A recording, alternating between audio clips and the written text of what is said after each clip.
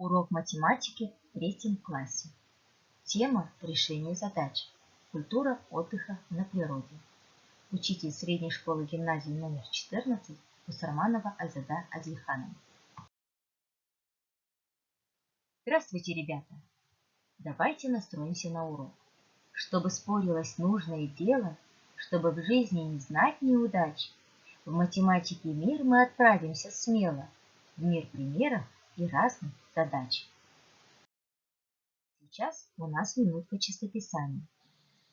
Откройте тетрадь, запишите дату. Пропишите числа 13 и 65. Пишите красиво, соблюдайте нормы каллиграфии.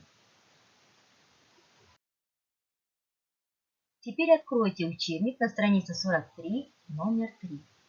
Прочитайте задачу. Тимур и Алия во время летних каникул совершали экскурсии на природу.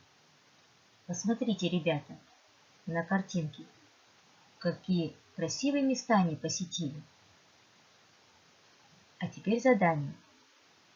Решите выражение удобным способом. Подумайте, вы можете это вычислить устно. Запишите в тетрадь только ответы. Вычислили? Тогда расположите значение выражений в порядке возрастания, и вы узнаете, в какой последовательности дети посещали эти места. Расположили? Тогда проверьте, какие ответы у вас получились. 4. Озеро КНД. 32. Чарынский каньон. 34. Ущелье Алма-Ратан. И 59. Большое Алматинское озеро. Как вы думаете, ребята, о чем мы будем сегодня говорить? На какую тему выполнять задание? Правильно, на тему отдыха на природе. А цель сегодняшнего урока – научиться решать логические задачи с помощью таблиц и дерева возможностей. А что же это такое, вы сейчас узнаете. Посмотрим задание номер 1А на странице 42. Прочитайте задачу. Для отдыха на природе у Раушан есть 2 кепки и 3 футболки. Сколько разных вариантов пар одежды она может составить? Подумайте, ребята. Допустим, она может надеть красную кепку и бежевую футболку. Также красную кепку и голубую футболку. И также красную кепку и розовую футболку. Аналогично с синей кепкой. Раушан может надеть ее с бежевой футболкой, с голубой футболкой, с розовой футболкой. Итак, сколько вариантов пар одежды она может составить? Правильно, 6. Молодцы, ребят. Все поняли? Хорошо. А теперь посмотрите внимательно. Мы решим эту задачу с помощью дерева возможностей. Посмотрите, как можно изобразить данную задачу с помощью дерева возможностей. Все данные задачи здесь те же самые, только изображены в виде схемы.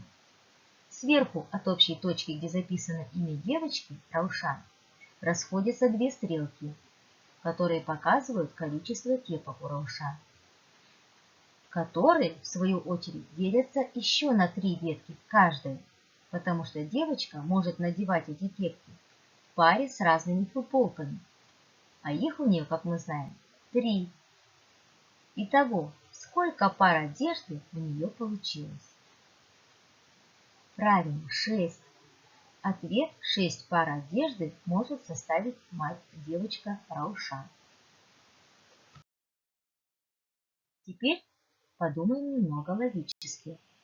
Послушайте задачу. Беседуют 3.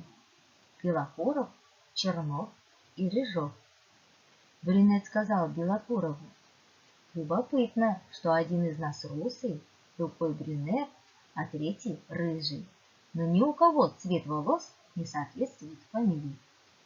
Какой же цвет волос имеет каждый из беседующих? Попробуем решить эту задачку с помощью таблицы. такой же, как в предыдущей задаче.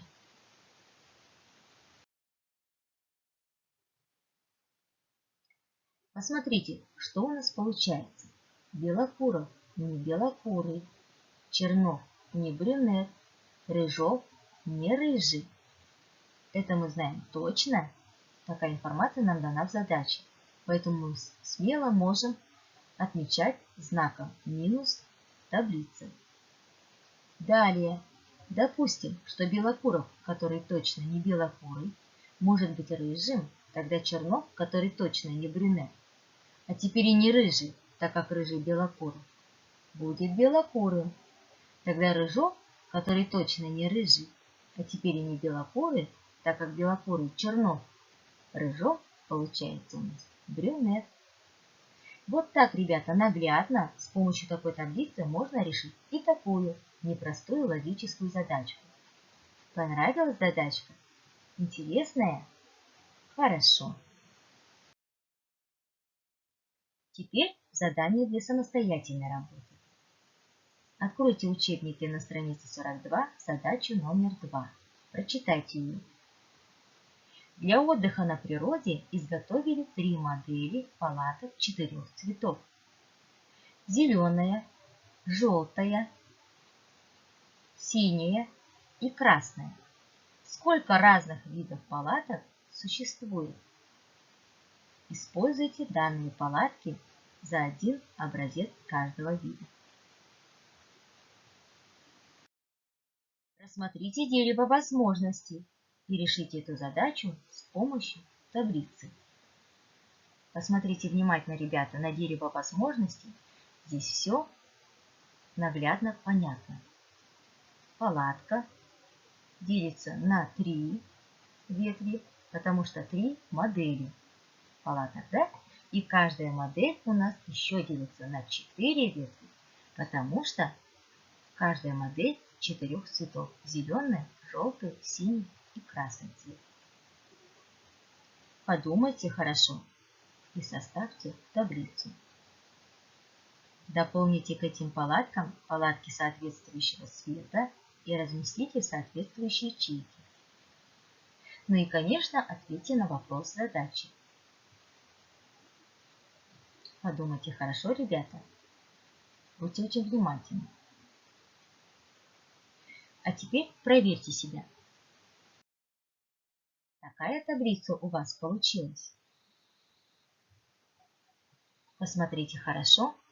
В каждой графе у нас, да, по горизонтали модели расположены. 3 модели. И по вертикали у нас расположены по цветам. Да, разные модели уже по разным цветам. Все понятно? Получилось? Теперь оцените себя по дескрипторам. За каждый правильно выполненный шаг вы получаете 1 балл. За то, что определили количество ячеек в таблице, 1 балл. За то, что правильно определили цвет недостающих палаток, еще 1 балл. За то, что указали цвет палаток в соответствующих ячейках, тоже 1 балл. И 1 балл за то, что вы правильно вычислили количество палаток. Сколько у вас получилось? Получилось 12 палаток? Хорошо. А теперь суммируйте свои баллы и оцените себя. Если вы набрали 4 балла, отличный результат. Если вы набрали 3 балла, хорошая работа. Если вы набрали 2 балла, значит надо еще постараться. Но если вы не набрали 2 баллов, то нужно позаниматься еще дополнительно. А теперь откройте учебник на странице 43, номер 6. Ознакомьтесь. Здесь дана задача, которую нужно решить с помощью дерева возможностей. Это ваше задание на дом. Если вы хорошо усвоили новый материал, я думаю, это не вызовет у вас затруднений. Удачи! У вас все получится. А теперь оцените свою работу на уроке. Если у вас все получилось, все было легко и быстро, выберите самолет. Если не так быстро, но понятно, машину. Если вы не успели все понять, велосипед. Ну, молодцы, ребята, все сегодня очень хорошо поработали. Спасибо за урок.